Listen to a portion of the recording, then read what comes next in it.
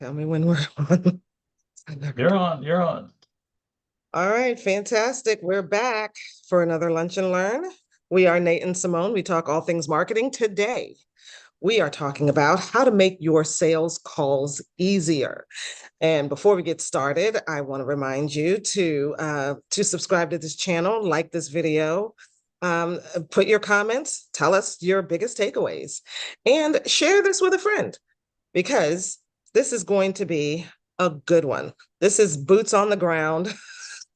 I'm saying boots on the ground. I just came back from a conference and boots on the ground was like the theme song, apparently, because everybody was doing it. Anyway, this is kind of a on the ground problem that people have, right? How to do these sales calls and how to do them properly, how to do them in a way that feels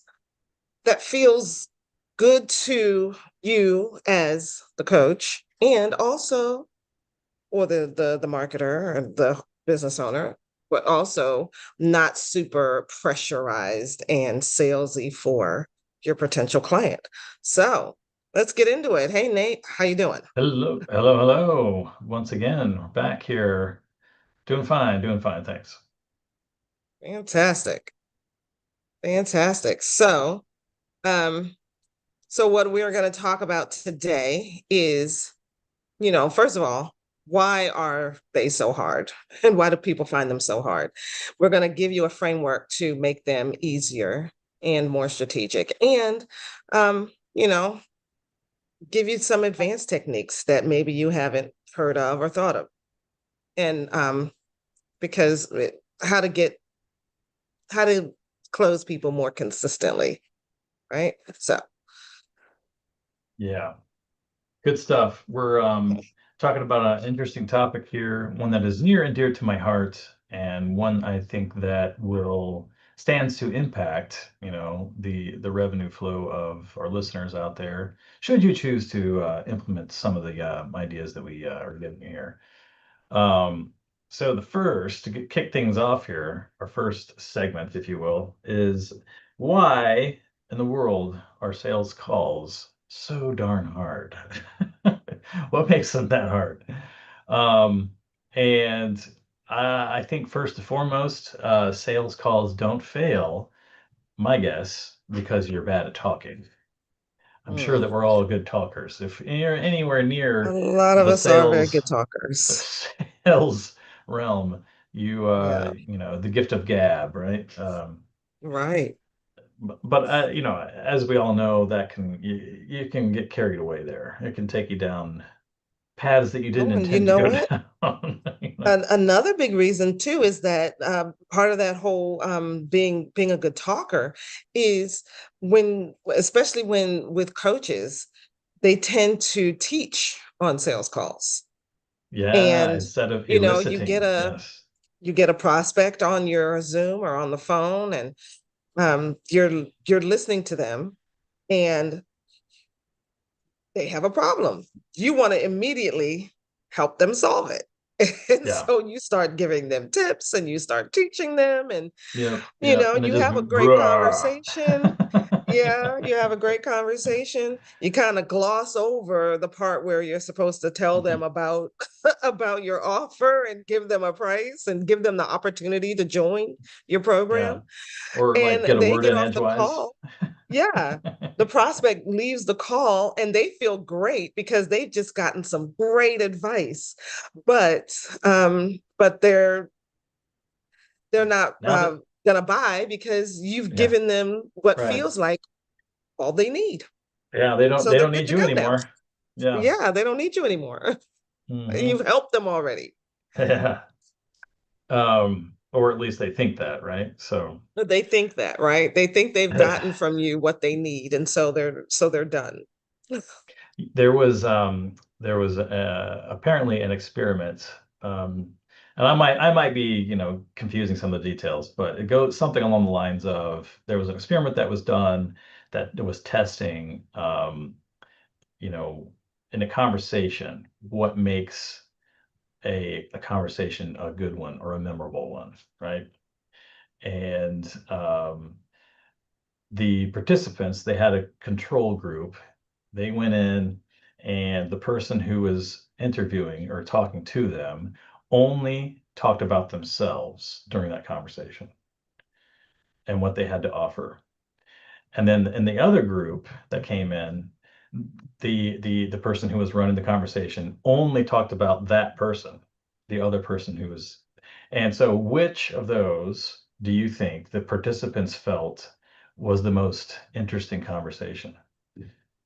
Oh, the one where they talked Yeah. about them, them, Well, right? not Not only that, the person exactly. running the conversation, right? Yeah, well, We all not want and to not only we talk about ourselves, don't we?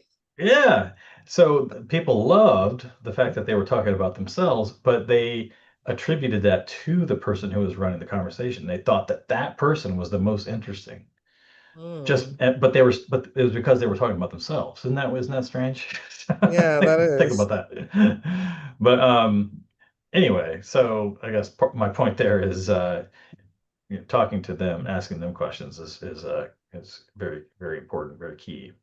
Yeah, And getting back to sales calls, though, a lot of the problems that crop up are probably because you're trying to wing it. I'm guessing, um, yeah. instead Not of having a having a structure. strategy. Yeah, Yeah, yeah. yeah, How, absolutely. do you use Simone? Do you use scripts in your sales calls at all? Not a script as in word for word, but I do have an outline. And it's basically a formula that helps me to structure the conversation and give the give the prospect an opportunity to tell me what they're struggling with and why they might need my help, why they even wanted to get on the call with me in the first place. And so that I can get information about who they are, what their goals are, and really find out if what I'm offering is even going to be beneficial to them, is going to help them to get to where they want to go. Yeah. I just talked to somebody last week.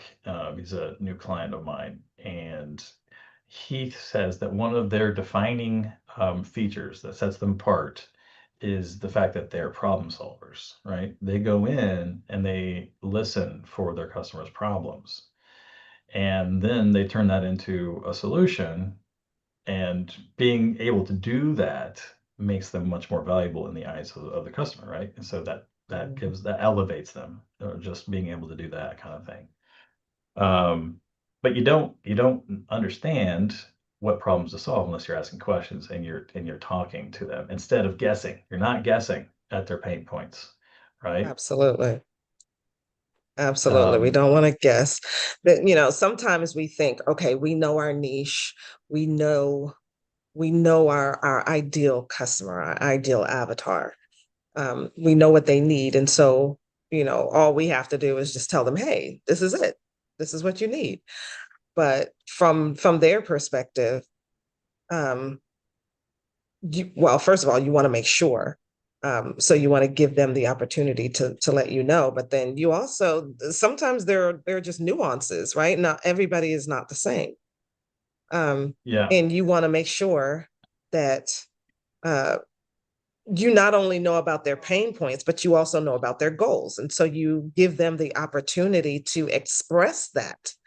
And when they express that, then I believe that they'll have a lot more trust in you because you're listening to them. yeah.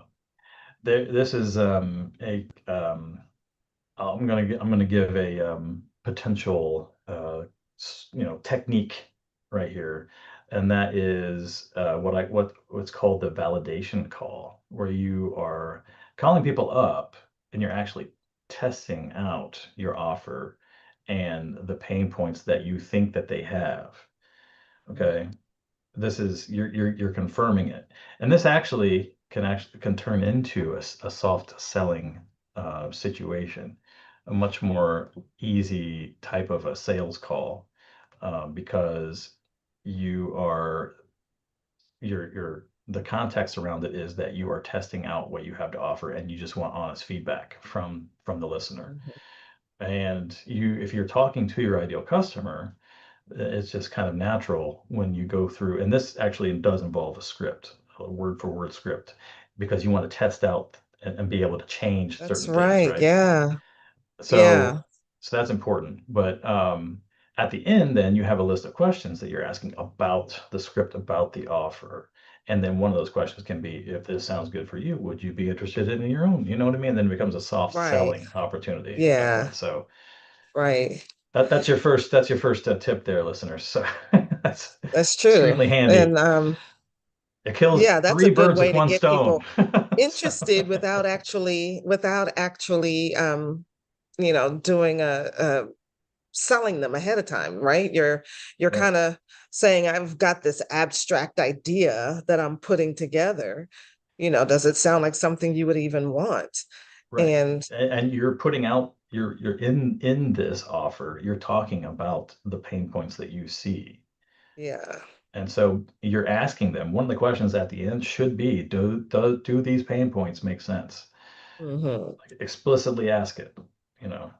It's more like asking them for their opinion, really, more than Right. saying, um, hey, I've got this thing. Do you want it? Right. Right. Yeah. You're basically saying, I think that this thing that I have will work well for people like you, and I want to Right. test it out. Can you give me all your honest feedback and let me know whether or not you think what I think is accurate here, right? So this is, highly I recommend doing something like this. Yeah. Um, so another reason though why your calls are probably hard, so first off, you're winging it. You don't have a plan. You're guessing, um, and you're leading with features, not the outcomes. Right. So that kind of goes back to where I was talking about before, where you're talking to them and you're not just talking about their pain points, but you also want to know their goals and where do they want to be, and does your offer align with that? And you talk about helping them to get to that outcome rather than saying, I've got, you know, my course is 20 modules long and I've got lots of white papers and worksheets and all that Yeah, stuff. Nobody, yeah. you know, No one. we want the destination. We don't want Yeah, we don't want all the little pieces. it's well known in sales that people do not buy based on logic. What happens is people buy based on emotion, right? They're emotionally tied to the outcome that it's going to bring to their life. And then what happens is after they make the purchase, we intellectualize it and justify it to ourselves after the fact, and then we think that we made a logical choice. We tell ourselves that we made a logical choice, but that's not actually what happened. You were thinking, this is going to make my life easier because it's going to bring me more money, it's going to save me time. It's going to improve my relationships with my family. It's going to allow me to take a vacation, have a break, enjoy my life. These are the things that people really care about, right? Um, and so um, keep that in mind when you're having a Yeah, conversation like this. absolutely. Absolutely. Um, Focus on what they want, the outcome that they want, rather than yeah, all the little pieces that you've put into it, all the different features that you've put into your program. yeah. And last but not least, as far as why your calls are so hard, is you're selling, you're not diagnosing. There's a little phrase goes something like prescription without diagnosis is malpractice. And we all wish and we all hope that all doctors follow this. And in my case, there's a lot of people who want to diagnose me or who want to give Yeah. me prescriptions without diagnosing me, first Uh, of all. yeah. So yeah, Well, and think that's about a the problem. opioid crisis, for example. But Yeah, exactly. yeah. It's a problem. But that, when we are as, service providers, for example, if we're not properly diagnosing the situation, how can we possibly offer a solution, right? Without really knowing what's going on. It doesn't make any sense, Someone comes in with a hole in their head and you give them a Band-Aid, that doesn't make any sense, right? How is that going to fix them? So, things like that. Um, there's there's a certain amount of psychological weight to a sales call, I think. There's lots of fear of rejection. There's imposter syndrome. I don't know about you, but I'm very guilty of feeling that way. Yeah. There's a lack of clarity. On top of that, if you're not prepared, you've got all kinds of friction there, right? Your brain is Right. constantly thinking about the things that you should have said while you're trying to say something new, and and that just slows everything down, right? And it kills your momentum. That's true. So, That's true. And then the prospect can feel it. If you're not in the yeah, right headspace, they can feel it. Um, I remember there was a gentleman that had posted in this group on Alignable actually, and he talked about how he's not getting any sales and just his life is a mess and this, that, and the other thing. And and I mentioned to him, I said, well, um, I know like all of this stuff is happening behind the scenes. And and you really want things to change. You want your life to change. But in order to do that, you need more clients. But what you really have to guard against is coming across to them as a desperate person. Because if you show up in this desperation, that's going to turn people off. They don't want to they don't want to buy from you because you need it. They want to buy from yeah, you because they want it, yeah. And if right? And if they so if feel yeah, they can feel that. if they feel that your process is, scattered and Hmm. uncertain, that sort of trips the alarms. People want to feel guided. And if you are a Yes. service provider that has staked your, reputation and your career on your knowledge and skill in a certain whatever it is you do, you want that to be reflected at all possible touch points, right? Not the least of which is the sales call when you're actually speaking with your prospect. Yeah. That sets the whole tone for every other interaction thereafter. Yeah. It's extremely important to get it right. Absolutely. um, Absolutely. all right. So ultimately, selling is a system. If it's random, if you don't have a system in place, it's stressful.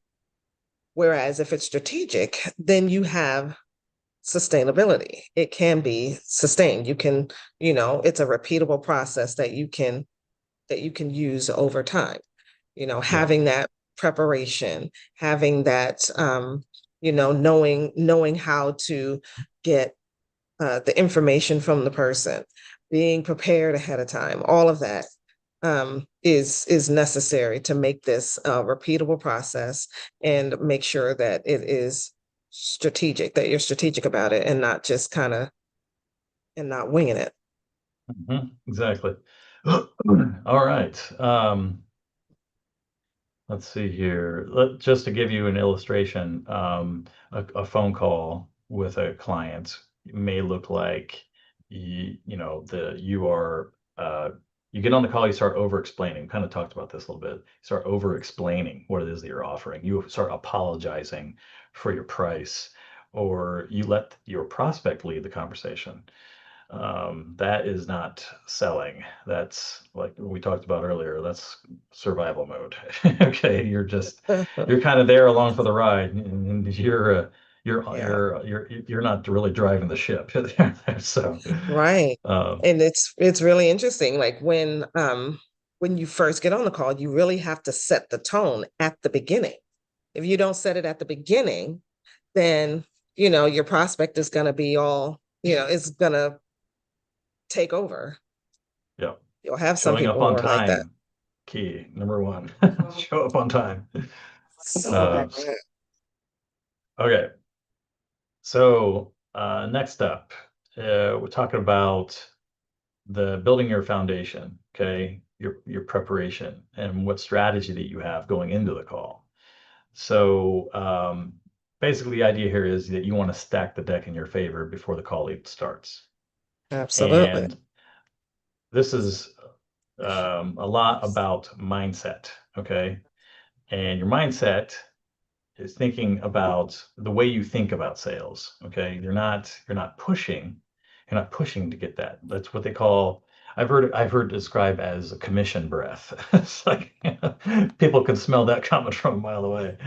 Um, um, you're not pushing, you're guiding. Okay, and that's where those of us who are doing maybe coaching or service-based businesses, it's going to be your consultative, right? You want to be seen as the one who has the answers, and they trust you because the answers that you're providing are helping make their life better.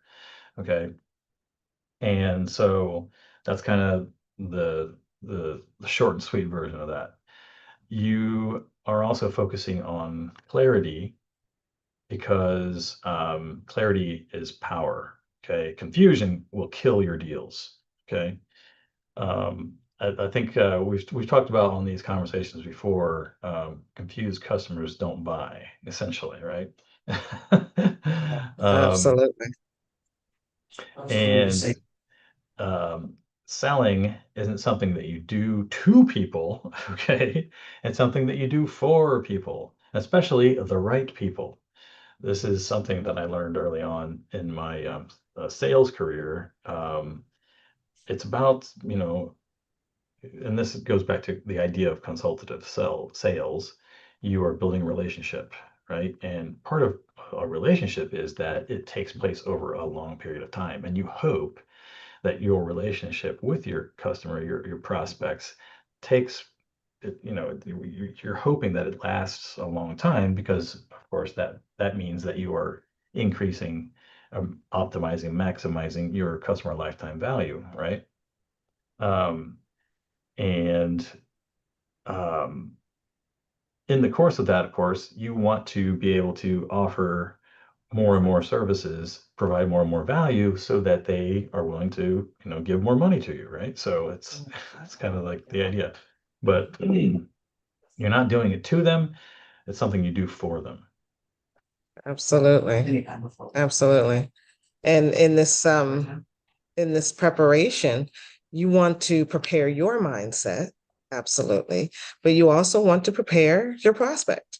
One of the best strategies that I like to do is to when somebody schedules a call, you are not only sending them reminders about, oh, you want them to show up on the call, but you also want to give them some tools and probably some insights into who you are and what you do beforehand, so that when by the time they show up on the call, they feel like they already know you.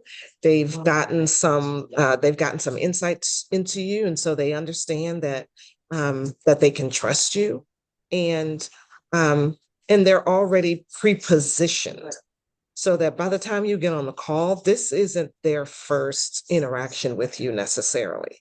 You've already delivered some information for them. So while you're preparing your mindset, you're preparing your you know uh how you're going to handle the call, what questions you're going to ask. What offer it is you're going to make to them, and you understand that what you're offering is something that's going to help them and help them to grow, but then you're also preparing them as well. You're qualifying them ahead of time, and then you're also preparing the ones who do get to schedule a call with you ahead of time, and of course that can be done with automated systems and automated tools. Yeah. So um So that's My part of that tactical preparation that should happen I for just every that sales call. I just discovered AI agents, Simone. Hmm. Game changer, And huh? oh my. And I have an AI agent set up so that it looks at my calendar and will do research on the people that I'm meeting with and sends me Mm. a message in Google Chat that has all of their links and so whatever background information that's been able to pull together from the internet so that I have like a succinct paragraph with all their links I can check up on interesting information, important information that would pertain to the call and all this. It's magical and it's all Wow, automatic. that's awesome. Oh my gosh, it's incredible. Um, So you're but getting you stuff can that maybe they're not going to reveal to you verbally, huh? Oh, exactly. Exactly. Yeah. You're getting stuff that is out there on the internet. The AI agent has been able to find it, but it wasn't necessarily part of the introduction or whatever. It saves you the time of having to go and do it yourself, essentially, right? So that is something. Um, but you can, tell the AI agent, I want to know all the information about their business, their industry pain points and what they care about, for example. And it'll put something together for you, if it's available. So, but Yeah. anyway, that's one of those ways to make your life easier when it comes to researching and preparing. So, Yeah, absolutely. And in that way, I think that's a great way to be able to prepare them as well before the call. So you kind of already know what they care about. Then in your pre-call nurture sequence, you can be mentioning the things that you do and give them case studies and related information about yeah, your offer that relates specifically to what they're interested in, what their goals are. yep, absolutely, absolutely. That's And awesome. presumably you have already had a conversation with them where you've diagnosed their pain points and their problems, and so you know Hmm. this, right? What it is that what you have to offer is going to fit, right? Um, Yeah. okay, so next up, I think, is setting goals, and I think this is really important. Um, this goes back to the idea of having a pipeline and knowing what steps you want your prospects to take as they interact with you, and having your main goal for that prospect determined, of course, by their segmentation, you know, the conversation that you've had with them in your diagnosis and all this, right? After your diagnosis, you certainly have in mind a primary goal that you want to achieve that particular prospect. But it doesn't hurt to have some fallbacks just in case. And we call those down selves, right? So you have Right. this is my optimal, this is what I'm truly going after, but I'd be happy with, you know, options B and C as well, right? Um, or B or C, excuse me. So I think that's important to have. Um, are you uh, are you using pipelines like that, Simone? Yes. Yes. And my pipeline starts with the moment that they request a lead magnet. So so yeah, that it starts that moment. And I set up my pipeline so that the messages that I send them are specific to them and fairly granular rather than because I've heard of some people setting up their pipelines um, as cold, warm, and hot. Um, you know, I have cold leads, I have warm leads, I have hot leads, and those are it. If you if your pipeline is set up in a way where it is reacting the to their actions, then your messaging your messaging and then your actions can be more specific based on where they're actually at in your pipeline, so that it's your interactions with them are more personalized and less Yeah. generic. Yeah. And you can also probably not the least important bit about having a pipeline is that you can tie it to your revenue goals, right? Yeah, And you can track with some degree of predictability um, where you're at in terms of the revenue that you have in your pipeline, right? If right. you have a target in mind for what you want to make for the year, then you know you need this much revenue in your pipeline based on your conversion rates, et cetera, like that, right? So Yeah, um, that's another key function there, I think, as well. absolutely.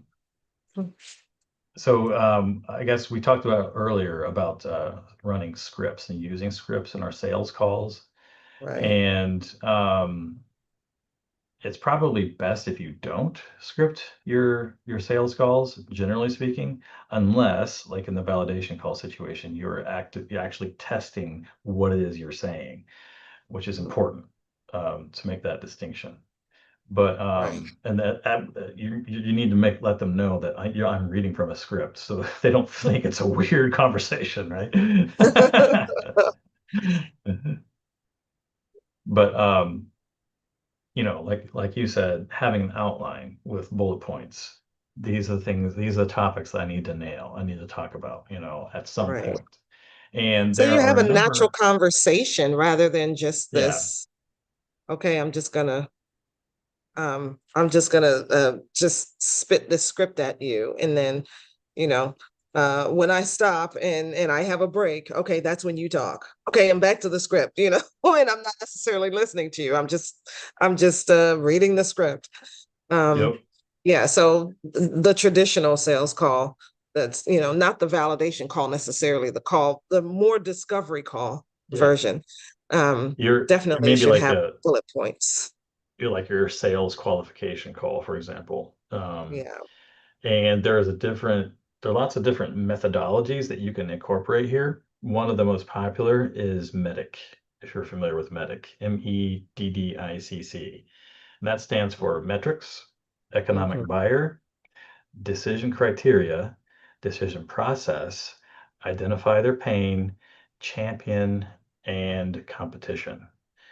And this is Interesting. it, kind of depends on your target market, who you're going after. This is a pretty complex, acronym and series of questions. There's also much easier ones to remember, such as spin selling, which we're going to get to later on. But you know, metrics. What metrics are important to them? Who is the one who is actually buying in the company that you're talking to? What is their decision criteria for going with the solution that you're providing? What is their decision process? How many hands does it have to go through? Who are all the people that are involved? Who are all the stakeholders? Knowing all that, right? Um, of course, identifying the pain is in there. And by the way, you don't have to do these in this order. And like you said, keep it natural, keep it flowing. And you Yeah. don't have to do them all in the same call. You can break this up over other calls, right? If it Hmm. feels like your call is going long and you need to extend it and give them a break and go easy on them, Crazy on them. but having this information, I guarantee you, will set you head and shoulders above so many others in the amount of knowledge that you have about them and your ability Mhm. to address their pain points. Right. And one thing that came to mind too is that using these scripts and these bullet points, that okay, if you're making the call natural, then as you're going through it, and say you ask them a question, and they answer that question, but they're also answering, just in conversationally, they're also answering the another question that you may have further down in your in your script. then when you get to that point in the script, don't ask them that again because they've already answered it. Maybe reiterate that, okay, this is how you answered this question before, so that's what I heard, kind of a thing. But don't you're not repeating, you're letting it flow. You're not repeating question again as if they didn't mention it at all. Yeah, yeah. That starts to sound like you're not paying attention.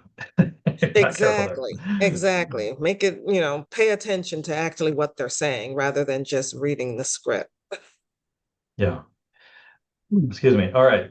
Um, Next up is, as far as your being tactical about your preparation is time and how you organize your time, making sure that you are um, using these. There's tons of different calendar scheduling options out there that make it automated and relatively simple to follow up with your clients, to remind them of upcoming appointments, but also to block out your time so that you have time to prepare and then time to maybe decompress or debrief afterwards.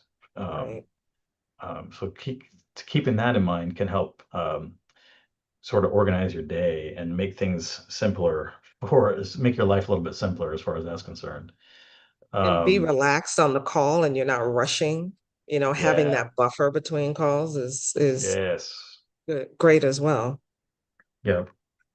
And don't treat them like an interruption, right? This is a high value. This is adding to your potential revenue for the year. It's important, you know. Um, don't make them feel like they're a burden to you. In other words. Um, okay, and then having referrals goes a long way to making your life a lot easier too when it comes to sales calls. Warm leads from referrals, I mean, hands down, that's way better than any other type, right? So if you can get those working into your system, um, by all means, do what you can to make that happen because it's going to shorten your sales cycle significantly. And a lot Yes. of when it comes to, your revenue projections and predictability for the year, it's about velocity, right? Sales velocity. How long is it going to take me to get to where I need to be for if I want to meet my goals for the year, right? Right. Say such So, money loves speed. yeah, yeah, indeed. I think who said that? Um, I think it's Daniel Priestley. Huh, ah, okay. that said that. I like Daniel Priestley. He's a good guy. Hmm. Um, here's So, here's your nugget of wisdom for this particular section. Prospects don't care how smart you are; they care how well you understand their problems. right. All right, let's keep that So in that mind. preparation is key. Put that above Understanding them is your key. screen there. Absolutely. So Yeah. you can keep that in mind. Um, In other okay, words, it's so not about you, it's about them, right? yes, And yes, going back, absolutely that's have to remember that. we're repeating ourselves, but it's important, I think, in that case. It's very important. Very. um, okay, so you've prepped, you've planned, and now let's talk about the execution here. How do we go about doing a high trust, high impact sales call? First off, empathy and value. Dun dun dun. All right. I think here it's kind of simple, right? Because you're a human talking to a human. It's two humans having a conversation. And one thing I mentioned earlier is how we buy based on our emotions, right? And having an understanding and empathy to someone is can go a long way to building rapport at the outset of the conversation, keeping putting everybody's nerves at ease, right? This is just two people having a chat, Yeah. no harm, no foul. Believe it or not, this is a psychological trick to use for yourself, if nothing else. But there's research that shows having warm hands helps you to be more empathetic and relatable to the people you're talking to.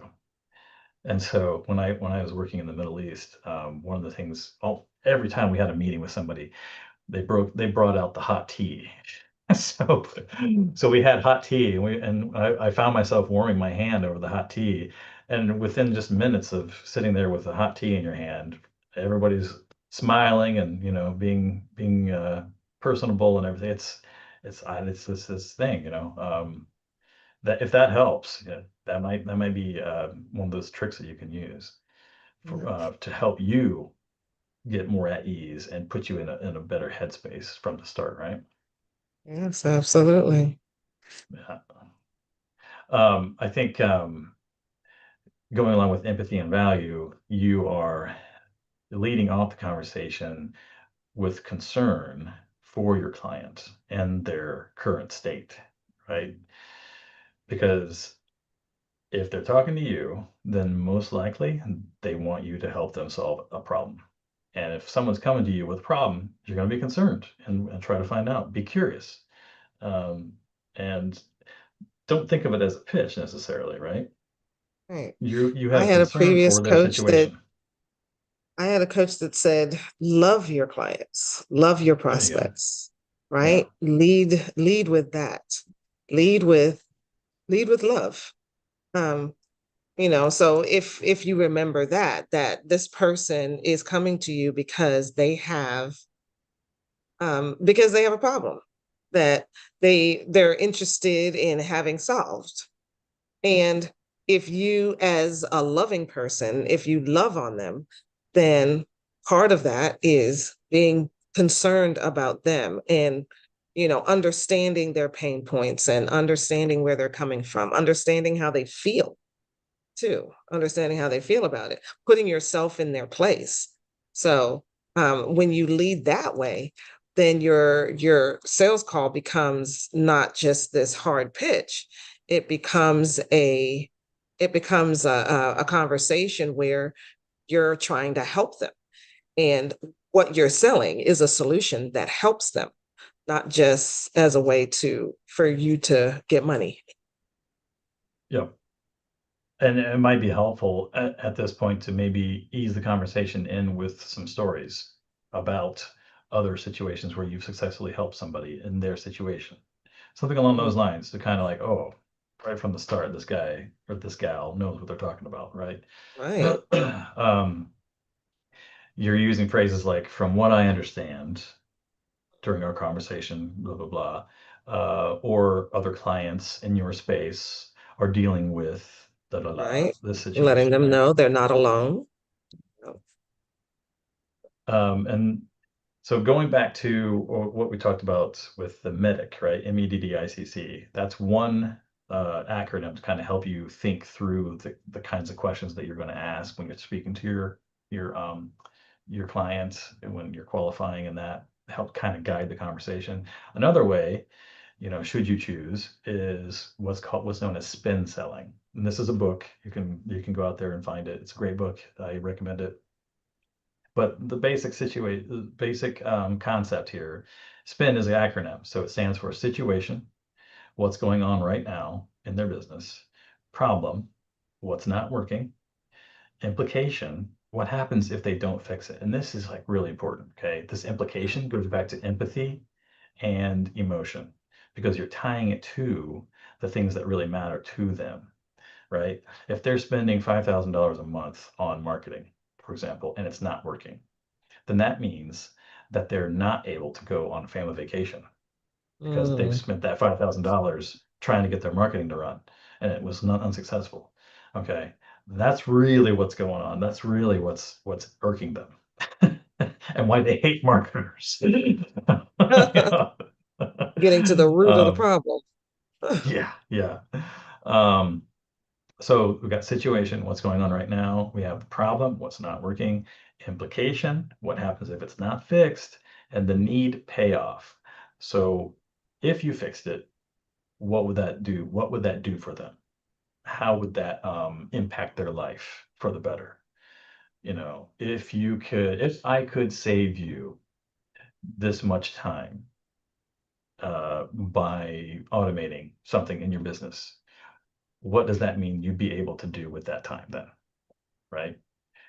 How much more time can you spend with your family on vacation, for example? If I could save you this much money by by automating something, right, in your business again, then what could you do with that money then? How could you reinvest that back into the business, Wow. right? Um, I those was things talking like to a that. friend too, and it's a lot of the people I work with and talk to are people who are selling business solutions. However, this also works when you are selling more of an abstract service, um, something something like you're a therapist, you are, or you're a marriage counselor, right? Um, you're not directly saving them money, but you are saving them in the long term if they decide Yeah. to get your offer. So, you know, Oh, if you're a as marriage therapist and you save them from divorce, that's a lot of money you could yeah, be you saving from save them there. from divorce, right? That's half your assets right there Yeah. that you save Yeah. them. But on Yeah. top of that, you're also saving them from the emotional trauma to themselves and to their children and to other members of the family, you know, Yeah. Hard to from quantify that, but so it's yeah. yeah. And if you can quantify it, right, then absolutely. You know, how much are you saving your children in future therapy? Yeah. You know, Oh. Oh, from man. not divorcing, right? Yeah. How much are you saving? How much are you saving yourself from having to spend on childcare and you know, having a cook and a cleaner because you're because now there's only the one parent, right? But everything still has to be maintained in the house, you know? So all of that can be monetized. You can put a number on that. Yeah. So that is kinda helps you to think about the things that you're gonna say during the conversation. Again, we're going back to having a plan is important. It Mhm. helps them to helps put everyone at ease, yourself and the prospect, right? And it shows that you know what it is that you're talking about. Another thing that's probably maybe overlooked and not really taken into consideration all the time is asking permission during the interaction. Ask permission to ask questions, for example. Can I ask a question about that? Something along those lines. Because you are making them feel as if they are in charge of the conversation, while simultaneously being the one who's actually guiding it. You Right, know? Which is important. You want to stay in control, but you don't want you're not clubbing them over the head with that, right? right. Um, that's important. You're basically getting them to invite you in, invite you to have this conversation and to ask your questions. And Yeah, when they give permission, they're they get a bit you know, they've opted in. yeah, They have there's a little bit of a more of I wouldn't want to say power, but that's the word that comes to mind, right? They have some agency over this yeah. conversation, you Yeah, know. and you're going back to the idea of putting them at ease, okay? Mhm. You want to let them know that you're not interrogating them. This is not a 24-hour Yes. interrogation. This is not, And you're um, trustworthy. You're not pushing yourself onto them. They're inviting you in. yeah, you are trying to understand their situation, okay? Um, yeah. Absolutely. Um, okay. And So, there's listening. yes, listen deeply. Yeah. The first rule there is shut up. Seriously, shut up. Listen. Um, Knowing what they're saying. Being willing to close your mouth. Say your thing and then shut up. Just close your mouth. Mhm. Let them think and and hear what they have to say. Going along with that is don't wait to talk, wait to learn. That's, um, interesting way to look at it. Right. And Something that we need to learn in all our conversations, right? When yeah, you're rather than you're not quiet because you're thinking of the next thing to say. You're quiet because you're actually listening. yeah, right. And you're listening. What are you listening for? You're listening for emotion in the things that they're saying. You're listening for the thing that is behind the thing that they're saying, right? Listen for hesitation in what they're saying. That's actually where there's truth. You know, people won't really talk about you, to some degree. You have to be sort of a prospect whisperer here, right? You have to really be in tune with the person. Like going back to empathy, if you're in tune, you have empathy with them. It's sort of a given. you know, that's kind of like what we mean by having empathy, and Absolutely. yeah.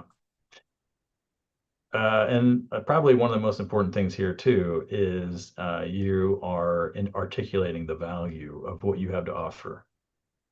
Yeah. Um, you can have a what call a wow line, where you say, what we do is help this client type get this specific result. And so throwing those in there, liberally probably won't hurt. I think. Um, you can do a how line. So we've got a wow line, you got a how line. So the how line is we do it by aligning strategy, systems, and execution into a simple, scalable process, for example. So how you do it. Um, So and it gives them clarity on yeah, what it is you do when you're talking about, okay, this is my offer, and this is what we do. That's, your offer. We do it for this specific person. This is the result that we're getting them. And then how you do it. You don't give them, again, we don't go through all the little pieces, but overall, this is how we this is how we do it, right? yep. Align strategies, give them a bit of your framework, right? Mhm. We help you by, helping you to get a steady stream of leads. So, Yeah. And yeah. if you've tested this out with other clients using, validation calls or some other similar strategy, then you'll know what to say here, because you are using their language, you are speaking their jargon, and they know that you understand their industry, or what really matters to them. Again, and that's just another key aspect to putting everyone at ease, right? A lot of proving, uh, you know, and providing statistics and whatnot can be avoided simply by using their language. you know, Exactly. it's Which means magical. you've listened to them. Yeah. So Yes, it all exactly. ties back in, doesn't it? Indeed, indeed. Right. Um, okay. And objections. What do we do with objections then? Yeah, one of the biggest problems, I think, issues that people have with sales calls and trying to sell is like handling objections. And so a great way to do it is to handle it with curiosity, right? Tell me more about that. What have you tried already? um how would you know if this is working if you move forward, right? Ask them those curiosity questions. Yeah. And again, going back to this is showing that you have empathy, you are interested in learning more about their problem. Um, you're not selling, you're not being pushy. Okay, this Mhm. is that consultative approach. I like that question. How would you know this is working if you move forward? So Yeah. basically, they're going to tell you by answering that question. They tell you the things that they need from you to prove that it's working, right? And Right. you essentially, like, these are the metrics that we're going to use for the rest of our engagement, then, right? So that's a nice thing to have. Yeah. And I've heard a few others because a lot of times, two of the biggest objections are, well, I don't have the time or I don't have the money. And Yeah. sometimes those aren't when you're a really good salesperson will ask questions to get even underneath those, right? Where they will ask you questions like, let's see. So if the person says, "Oh, I don't have money for this." Oh, really? So does that mean that what I've said to you or the this program that we have isn't going to, help you to get what you want faster, easier? It's not something else is more worth it. Like the value has not Yeah. been brought across. So Yeah. like, kind of getting past that, see like if clearly if they're saying, okay, the offer that you just made to me at the price point that you just made to me, um i'm not willing to I'm not willing to pay it, or I'm not willing to figure it out. And that's because the value that you've opened up for them doesn't sound like something that is valuable to them. So maybe there's not the urgency there. It could be that. Um, and yeah, and it could be like, oh, it sounds good, but maybe it's not fast enough, or, so it also helps you to know how how you're coming across to them if they're giving you lots of different objections. Yeah. And I think that goes back to if you the spin selling, right? Hmm. Connecting it to the implications of not fixing the problem. If the implications are big enough, then it's not big enough problem for them to solve, and they're not gonna. But if the implications are big enough, they will bend over backwards and do everything they can to get it fixed, right? Yeah, And so it's just a matter of you connecting what you have to offer and how the problem that you are fixing is the problem big enough, for them. People will find a way to pay for things. they Okay. will. They will. Because most of it us, we don't buy cars with cash, on the but we feel that it's valuable enough to figure it out, to go get the loan, borrow it from a friend, get the credit card, whatever we have to do, we figure it out. We feel that it's valuable enough, it's going to solve the problem that we're having, and we'll do it. So your offer and the way you bring it across has to have that kind of. And then sometimes like it's just you haven't really, for them it may not be urgent, whereas they're like, oh, this is nice, but it'll be here next month, it'll be here next year. um for them it's not a rush, it's yeah, not a, oh, I can do it now or I can do it later. Doesn't yeah, matter, you know. yeah. Um, They're getting it so done that in has one way or to, another. yeah, Um, yeah. that has to come across too. Um, okay. I think there are 7 key things that people will happily give you their money for.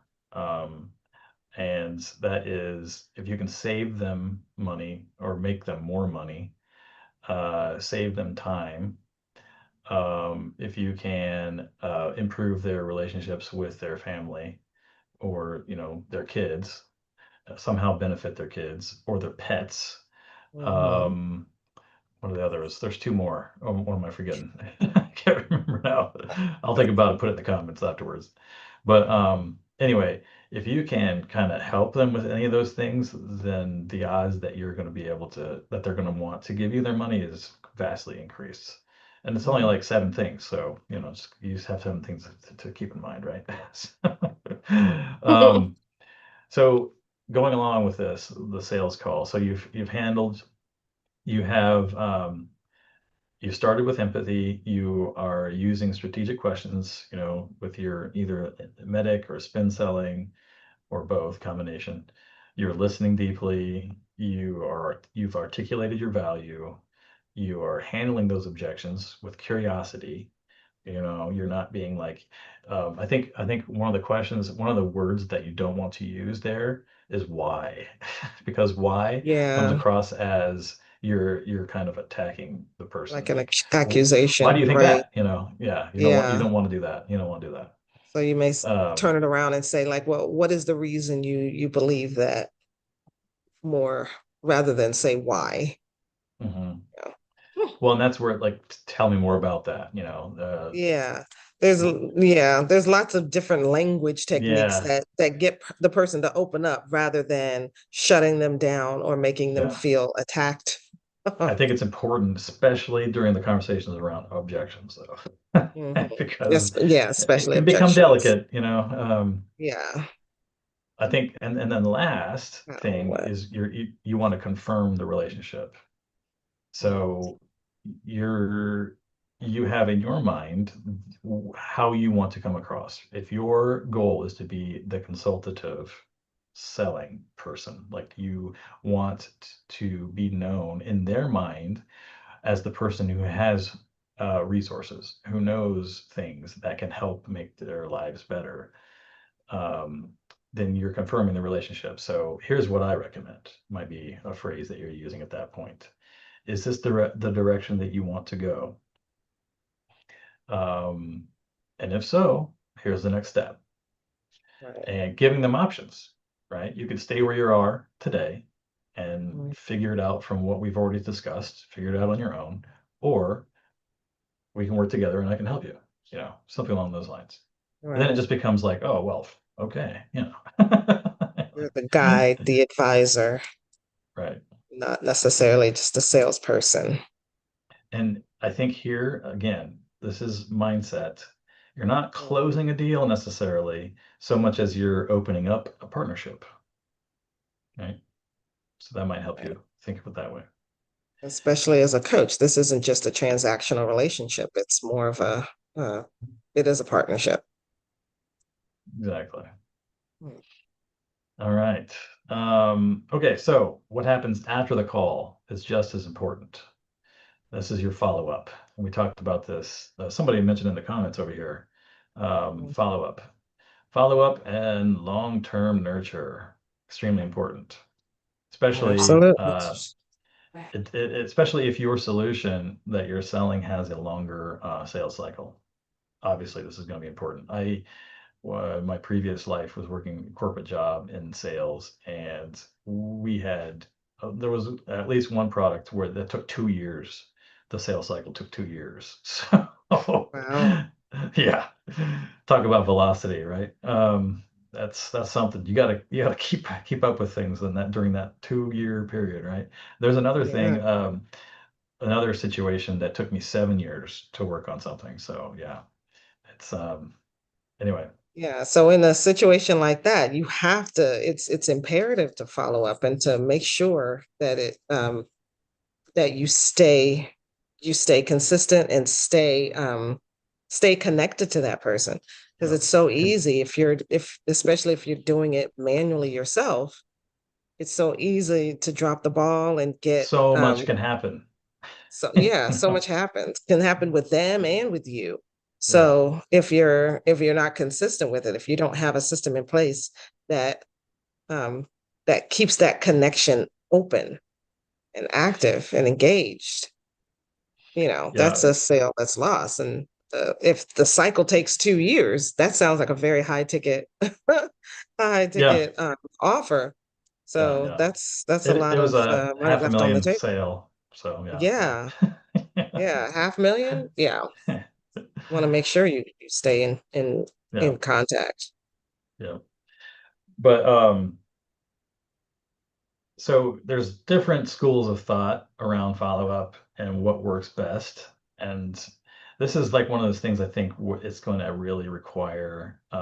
Bobby says CRMs are huge, and I Hmm. 100% agree. And Absolutely. it's absolute paramount importance to have a CRM. to help you with keeping in touch and follow up and automating that, right, through email. Yeah. Automated emails would be ideal situation Email, too. phone. You're right. They say like 8 to 12 touches, Yeah, email, phone, SMS, DMs, direct mail. Um, and you kind of so there's an article I read that said most people, 90% of salespeople fall off after one follow up. So if you can get to the second follow up, you've already beaten 90% of the others. the And second, that's incredible. if you get to five, five is the magic number. Mm, Five, you've beaten out everybody else. If you can make five follow-ups, at least, statistically, then there's no one else. Everyone else has dropped off by that point. And so, yeah, the odds that they're going to go with you and that the conversion is going to happen in your favor then is dramatically increased. In other words, um, mixing value, so creating guides, having webinars, sharing stories, and then also mixing that with urgency or scarcity can help with the follow-up. So if you're sending out an email sequence talking about, here's a free guide. I'm having a webinar.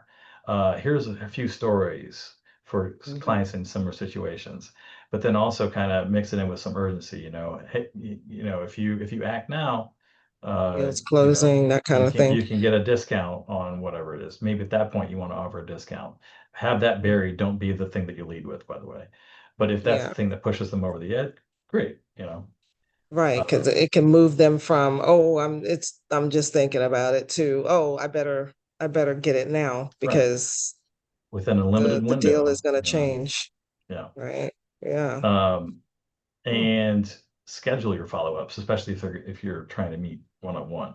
At the end of your call, always schedule the next one, right? Yeah. That's a good practice to have. Yeah. Don't rely Um, on memory. yeah, Use the technology, use a yeah, CRM, use tools available because mhm, you're not going to remember everything. yep. Track We get busy.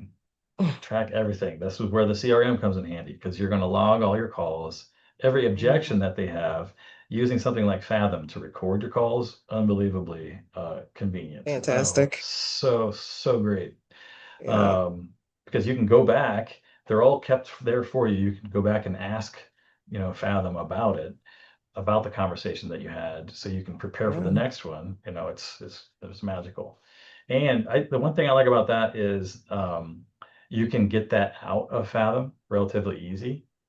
Whereas if you put it in your CRM and you go to switch CRMs, the CRMs are notorious for not allowing you to transfer notes. So keep that in Ah, mind. That's the one personal pet peeve I have about CRMs and that whole industry. But ah. they got to do So what they that got to that's do. something that you would have to take control of your CRM with, right? Because I know in mine, you can connect, say you can connect Google Sheets, and every time you put a note in it or task in it, you can then export it out to the sheets, and attach it to maybe your a unique ID for the contact. This Um, is in your CRM, you said? yes, Nice, nice. yes, you're That's able cool. to out export anything, I think that's that's in rare. it. I think that's relatively rare Yeah. from my experience. Yeah. Uh, That in my experience, that's one of the things that they use to keep you in their CRM. So they continue oh, to generate interesting. monthly revenue. Yeah. Interesting. So, So it's good to find one that has integrations with lots of other tools, oh yeah. and an API that you can use so that you're not stuck with just that one Yeah. system. Yeah. Yep, yep. Um, Little tech like I trivia have there.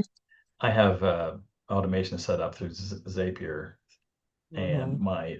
my Fathom to automatically generate the Google Doc transcript of every call that I make that goes into my Google Docs and saved there. So it's mine. You know, regardless of what happens to Fathom. Um, so anyway, okay, Hmm. where are we at here? Okay. Um, knowing exactly, so part of tracking everything is knowing exactly where each of your leads are in your pipeline and what thing it is that you are trying to sell to them, right? If you have your main goal in mind, but then you also have downsells, tracking that and knowing where they are in that pipeline is going to be useful. Having a visual, Kanban approach is really nice, and you can automate the different stages of that pipeline in certain CRMs. So that's extremely useful. Again, going back to revenue prediction projections helps to kind of increase the predictability around your situation there, right? Um, and you're using the data that you're recording to also improve your messaging. And again, going back to Fathom, I won't be a dead horse here, but having every time the transcript and knowing exactly what it was they said about this certain thing, you could always go back and ask Fathom, what did they say about this? And it will find the Hmm. exact pinpoint, and you can listen to that recording and copy paste that and put that into your messaging then, so it resonates more deeply with who you're talking to, right? Yeah. um It's also great for like I use it to like pull out lists of next steps that we talked about, or a list of their pain points that they mentioned, a list of their goals that they mentioned. So say you had as part of your sales process, you were putting together you're putting together proposals.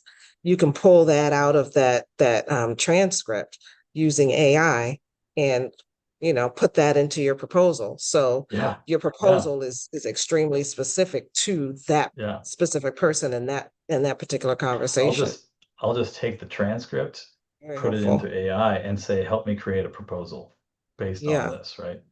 yeah, absolutely. It's amazing. Absolutely. It's fantastic. So, absolutely. I mean, we want to use the tools that are available to us. Um, and then we want to use it to offer ongoing value, to track. We can, after the call, we can send content, send more lead magnets, send books, right? The all with the idea of like providing them value, but also showing we are that we are the guides, we are the experts, and basically validating the reason that they came to us in the first place. Yeah, yeah, especially if your Yeah. message is talking about long-term nurture. You better be able to you better be doing long-term nurture in your business. Yeah, Sometimes people are just testing you out to see if you're practicing what you're preaching, right? In that case. that's true too. So My specialty is automation. So like if my systems and processes aren't automated, they're not getting automated messages, they're not getting things seamlessly, then then I don't know what I'm doing, right? So you have to be walking your talk and practicing what you preach. yeah. Um, so this is a great quote. Follow up isn't annoying when it's valuable. Yeah. Boom. Yeah. Okay. I like that. Um, So, All right, so we've been kind of talking about tools and systems to support this process as we've gone along. So hopefully you've been keeping track. But CRM, of course, there's all kinds of CRMs out there. It's a never-ending onslaught, honestly. And the one thing that's difficult about CRMs, in my mind, is the fact that to truly test them out, you have to like use them, but in order to use them, it takes time and effort. So it's one of those things where people are very hesitant to change when it comes to CRMs, and well, so because the CRM is just so integral to your business. yeah, Migration is yeah, difficult. And like you exactly. said, some CRMs make it They make difficult it for more you to migrate difficult on because you purpose. don't Yeah, you don't get keep access to all of your information. So yep, yep, you absolutely want to choose one that gives you that lets you export your data, Yeah. because yeah, that lets you export your data and has all of the tools that you need in it to, you want to be able to tag and segment your lists. You want to automate your touch points. You want to be Yeah. able to have a pipeline and also have those analytics, Mhm. be able to see where people are at any given moment in your pipeline. And Pro- also like track your metrics, right? Your KPIs. yes. So having a Dashboards tool come in that handy does there. all of that. You Yeah. can tie in your, Google business profile, your Google Analytics, etc., Hmm. like website info into one central location to keep an eye on things. That's magical. Um, Absolutely. can You save want your clients a something lot that, of time. yeah, that you can use to review your calls, that Yeah, like has yeah, funnels in it, funnel builders in it, and and you can explain sales enablement. I yeah, remember we sales talked about that enablement. a while Oh yeah, so this is if your marketing is doing its job well, it makes sales that much easier. So that's where sales enablement documents come in handy, right?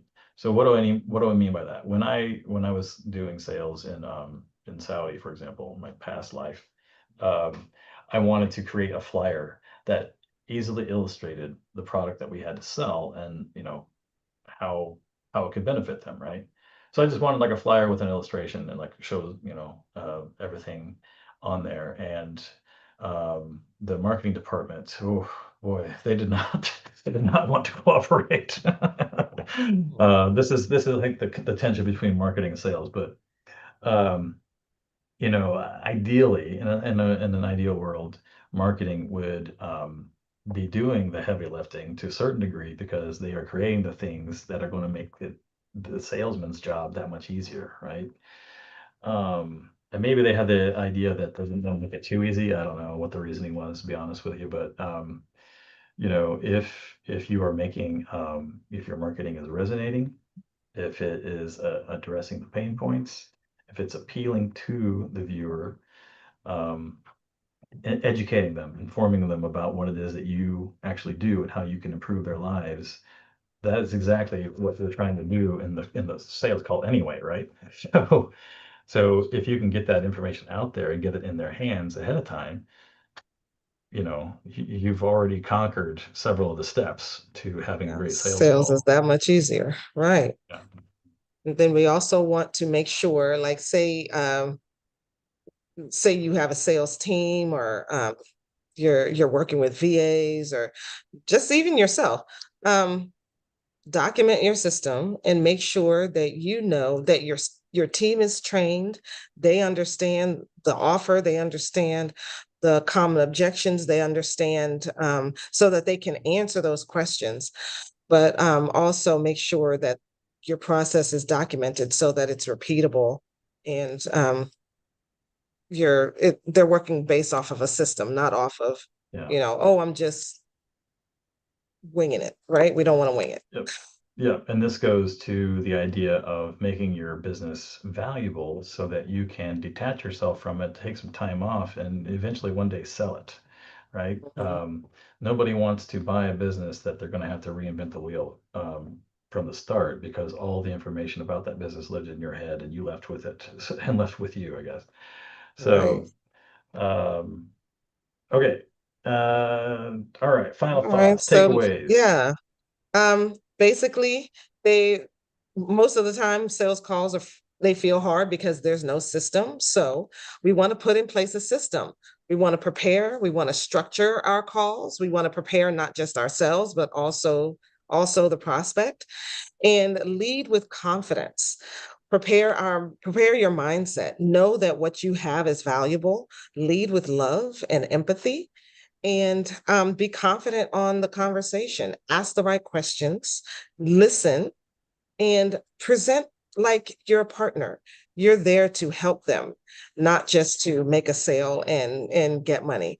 And then make sure that you're following up. consistently following up. Sometimes, especially if your sales cycle is long, if you're selling a high ticket product or service, you know, like Nate said, if you follow up, what, twice, you're beating out 99% of others. Yeah. So keep it going, keep it going. And And the thing that's going to help you keep it going are the tools, right? yeah. Having a great CRM that allows you to follow up in different ways. So your calls, your emails, your text messages, your DMs, your um, all these different things. Some people say send them Loom videos, send them gifts, that kind of thing, right? Yep. Yep. Um, There I was know one somebody. person who advocates Oh, sending your book in the mail. yeah, absolutely. Um, they Um, may not pick it up and read it, but just your name on the cover says I'm an expert. yeah.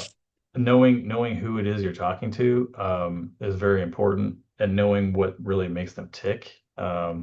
Like for example, somebody I know was saying they found out that this person that they really this that was kind of like the decision maker on this particular account.